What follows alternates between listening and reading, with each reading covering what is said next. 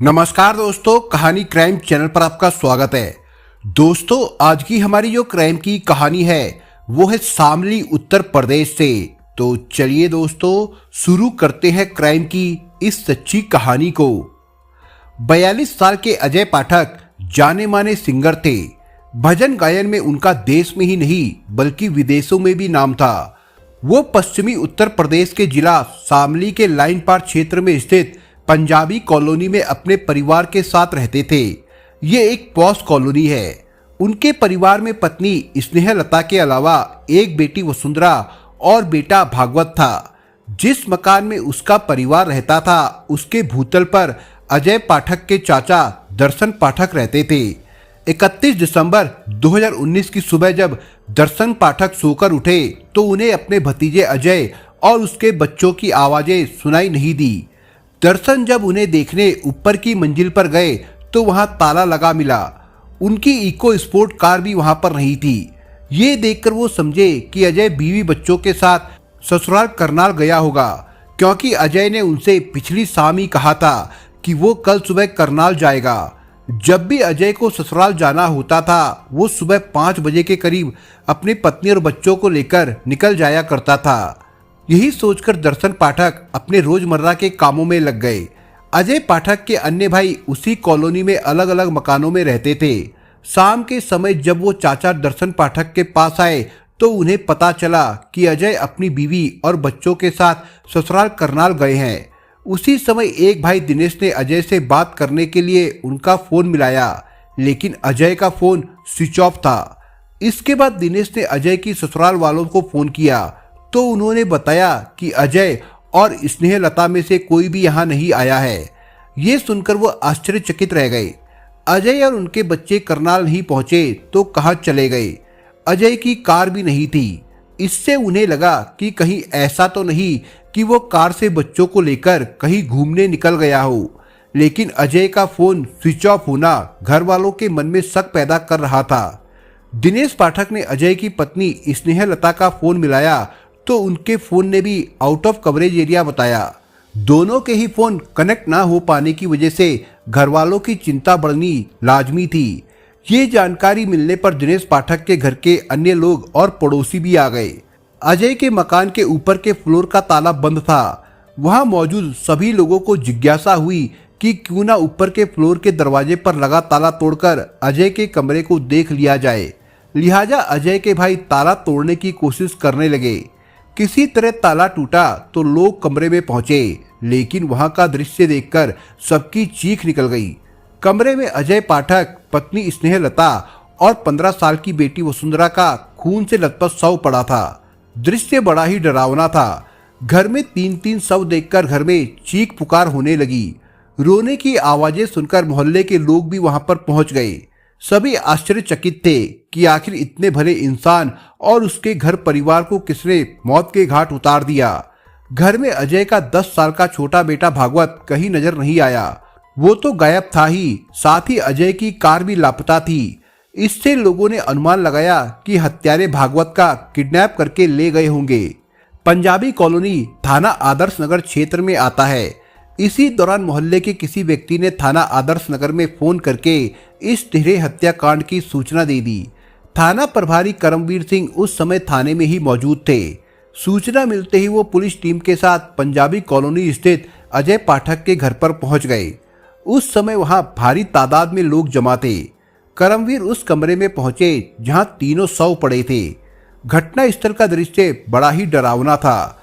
अजय पाठक, उनकी पत्नी स्नेहलता और बेटी वसुंधरा के शव फर्श पर पड़े थे। उन सभी के गले किसी धारदार हथियार से काटे गए थे, जिससे कमरे के फर्श पर खून ही खून फैला हुआ था। कमरे की अलमारियां खुली हुई थी और सामान फर्श पर फैला हुआ था। इससे यही लग रहा था कि हत्यारों ने अलमारी में कोई खास चीज ढूंढने की कोशिश की थी। थाना प्रभारी ने इस मामले की सूचना अपने वरिष्ठ अधिकारियों को दे दी।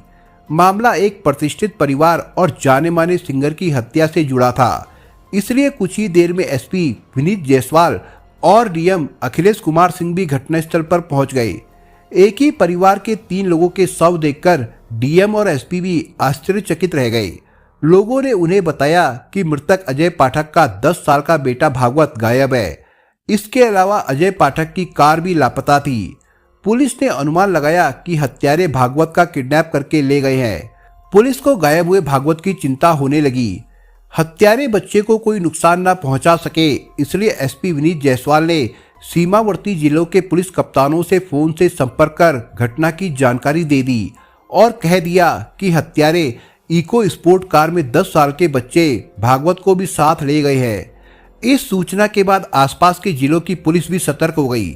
पुलिस बैरिकेड्स लगाकर कारों की चेकिंग करने लगी, पर वो कार नहीं मिली। 31 दिसंबर 2019 की रात के समय पानीपत पुलिस रोड गश्त पर थी। तभी रात करीब 12 बजे टोल प्लाजा के पास एक जलती कार दिखी। पुलिस जब वहां पहुंची तो कार के पास एक युवक खड़ा मिला। पुलिस ने उससे कार में आग लगने की वजह जाननी चाहिए तो वहां से वो भागने लगा, लेकिन पुलिस ने उसे दबोच लिया और तुरंत फायर ब्रिगेड को सूचना दे दी। पुलिस ने देखा तो ये वही इको स्पोर्ट्स कार थी जिसके गायब होने की सूचना शामली पुलिस ने दी थी। पानीपत पुलिस ने उस युवक से सख्ती से पूछताछ की तो उसने अपना नाम हिमांशु सैनी निवासी झाड़खेड़ी थाना केराना बताया। उसने पुलिस को बताया कि उसने ही शामली में भजन गायक अजय पाठक, उनकी पत्नी और बेटी की हत्या की है और कार की डिक्की में उनके बेटे भागवत का शव है जो उसने जला दिया है। पुलिस ने हिमांशु सैनी को हिरासत में ले लिया। तब तक फायर ब्रिगेड कर्मचारी भी आ गए थे। उन्होंने कुछ ही देर में कार की आग बुझा दी। इसके बाद पानीपत पुलिस ने भागवत का अधजला शव बरामद करके उसे सिविल अस्पताल भिजवा दिया। हिमांशु को हिरासत में लेने की जानकारी शामली पुलिस को भी दे दी गई। पानीपत पुलिस हिमांशु को लेकर थाना सदर लौट आई। अजय पाठक के भाइयों वगैरह को जब 10 साल के भागवत की भी हत्या की जानकारी मिली तो उन्हें एक और झटका लगा। हिमांशु सैनी को वो अच्छी तरह से जानते थे। वो अजय पाठक का शिष्य था, वो भी सिंगर था और उनके घर पर आता जाता रहता था। वही घर का सर्वनाश करने वाला निकलेगा ऐसा उन्होंने सोचा तक नहीं था। अगले दिन यानी 1 जनवरी 2020 को थाना आदर्श मंडी पुलिस के साथ विजय पाठक और उनके रिश्तेदार पानीपत के थाना सदर पहुंच गए ताकि पोस्टमार्टम के बाद अंतिम संस्कार के लिए भागवत के शव को शामली ले आए। लेकिन जला हुआ शव का पोस्टमार्टम करने वाले डॉक्टर उस दिन छुट्टी पर थे।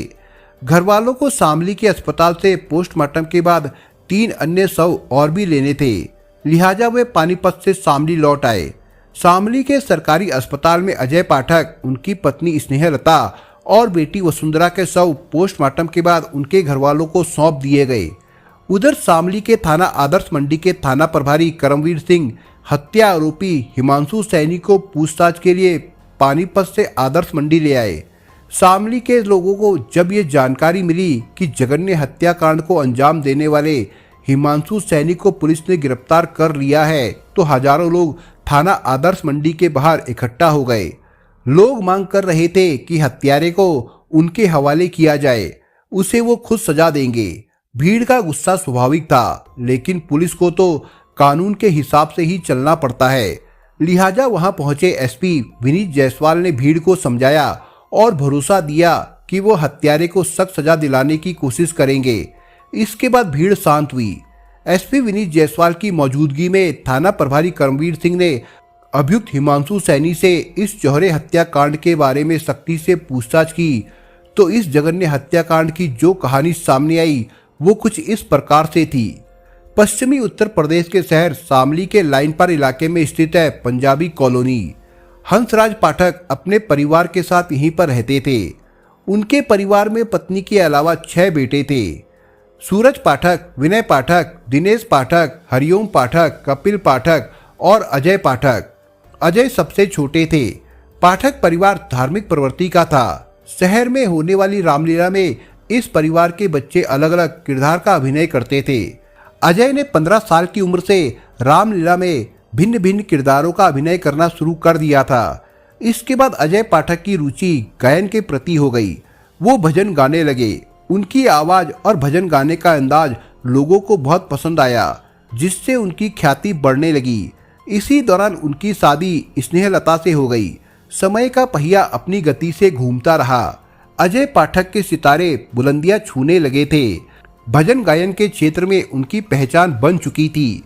इसी के साथ ही वो 2 बच्चों, एक बेटी वसुंधरा और बेटे भागवत के पिता बन गए थे।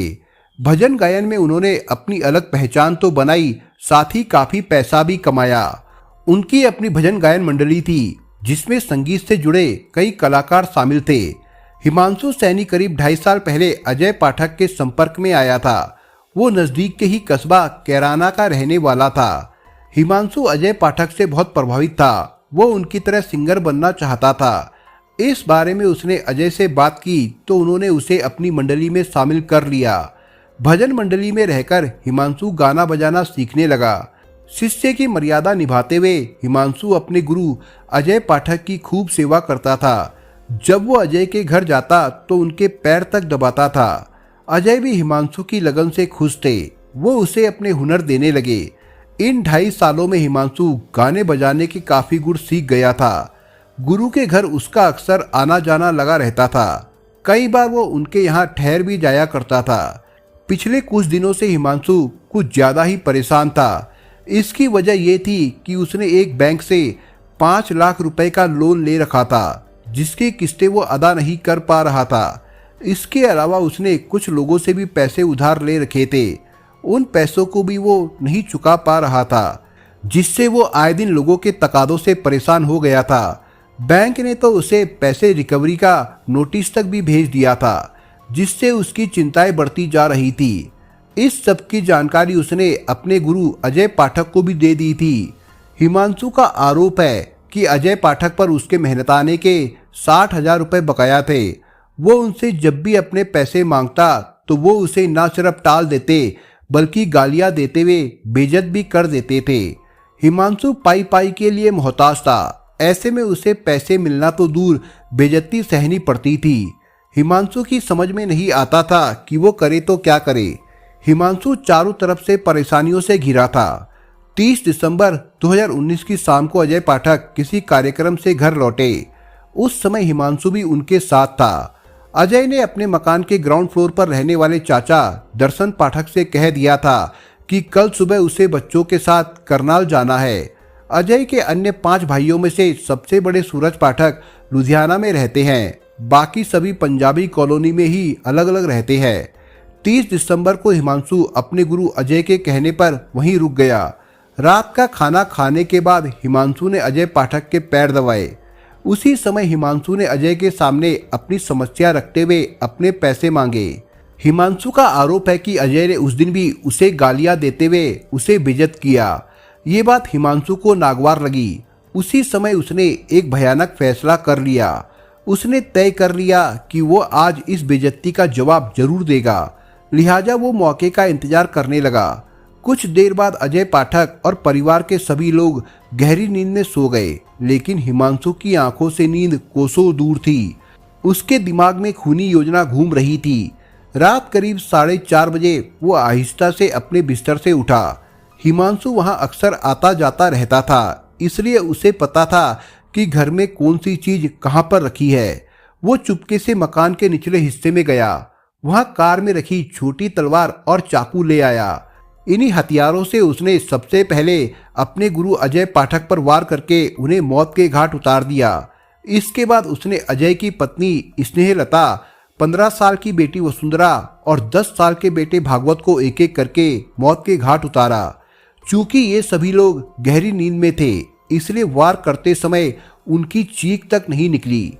चारों को मौत के घाट उतारने के बाद उसने घर की अलमारियों के ताले तोड़कर नकदी और ज्वेलरी ढूंढी, लेकिन उसके हाथ कुछ नहीं लगा। इसके बाद उसने भागवत के शव को उठाकर अजय की कार में रखा। फिर ऊपर वाले फ्लोर का ताला बंद करके वो कार लेकर निकल गया, ताकि लोग समझे कि बदमाश लूट और हत्या के बाद भागवत का किडनैप करके ले गए हैं। दिन में वो इधर उधर घूमता रहा। रात के समय वो पानीपत के टोल प्लाजा के पास पहुंचा। हिमांशु भागवत के शव को आग के हवाले करके सारे सबूत नष्ट करना चाहता था, ताकि पुलिस उस तक कभी नहीं पहुंच सके। लेकिन वो पानीपत पुलिस के हत्थे चढ़ गया। हिमांशु से पूछताछ के बाद पुलिस ने उसे कैराना की कोर्ट में पेश किया, जहां से उसे जेल भेज दिया गया था। इसी दौरान कचहरी में वकीलों ने हिमांशु को घेर लिया और पुलिस की गिरफ्त से उसे छीनने का प्रयास करने लगे। पुलिस ने जैसे तैसे करके वकीलों को शांत करके हत्या आरोपी को जेल तक पहुंचाया था। दोस्तों, इस कहानी के बारे में आपके विचार क्या है, हमें कमेंट बॉक्स में जरूर बताएं। और दोस्तों, अगर आपको हमारा काम पसंद आया हो तो वीडियो को लाइक शेयर जरूर करिए। और अगर आपने अभी तक चैनल को सब्सक्राइब नहीं किया हो तो जाने से पहले चैनल को सब्सक्राइब जरूर करिए दोस्तों। धन्यवाद।